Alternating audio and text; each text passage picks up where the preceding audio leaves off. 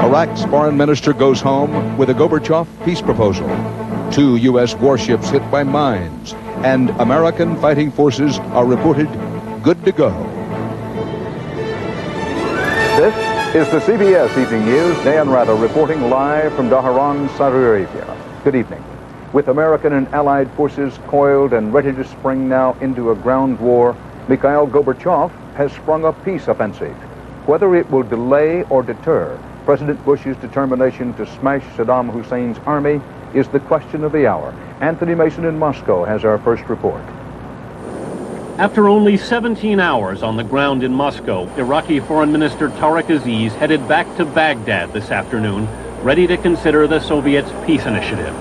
The Gorbachev plan, as the Soviets are calling it, still insists on unconditional withdrawal from Kuwait. But according to a presidential spokesman, Gorbachev is offering Saddam Hussein a settlement that will preserve Iraq's old borders and system of government.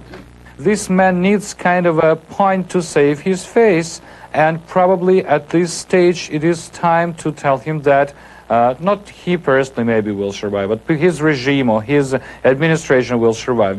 Gorbachev got down to business quickly this morning, ordering the Kremlin meeting room closed at precisely 11 o'clock. And over the next 3 hours, as the Kremlin Guard changed 3 times, he laid out his plan.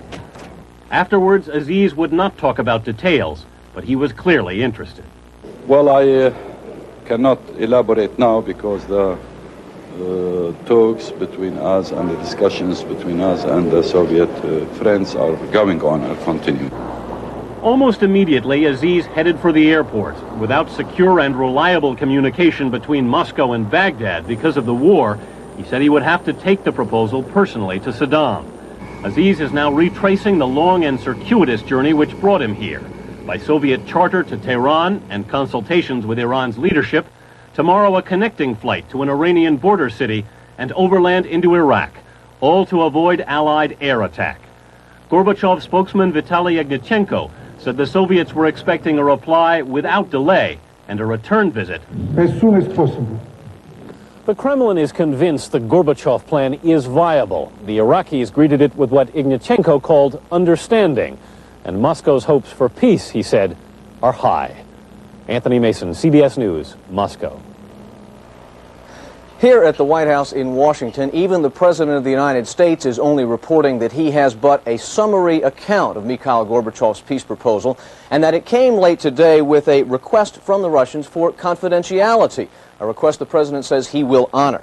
Despite that, a White House statement released tonight says whatever, in effect, whatever the Soviets have going on in this peace initiative, the war, from the U.S. point of view, goes on.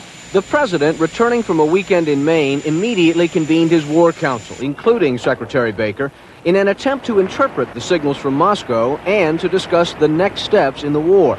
Despite scant details, the Soviet peace plan appears to hold much the administration has sworn not to accept, including a face-saving promise to negotiate the Palestinian question sometime in the future